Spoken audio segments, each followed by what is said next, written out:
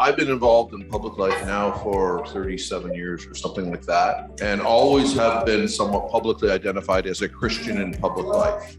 In the very early years, it was a label I put upon myself, coming from a religious tradition and wanting to influence explicitly in a Christian way. I wore that and put it out there.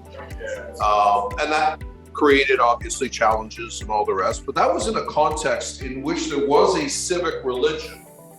And there was a certain angle of faith in public life, and the reason it was uncomfortable is I was pushing something that was different than mainstream.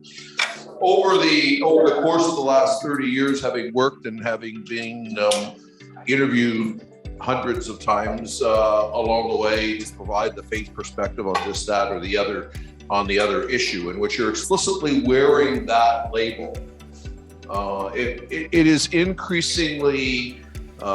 I would say over the last decade or so, there is a sense of almost contempt that you feel in terms of, if your faith, you're weird. If your faith, you're irrational. So you seem to make reasonable arguments about how does that connect with your faith. There is that element.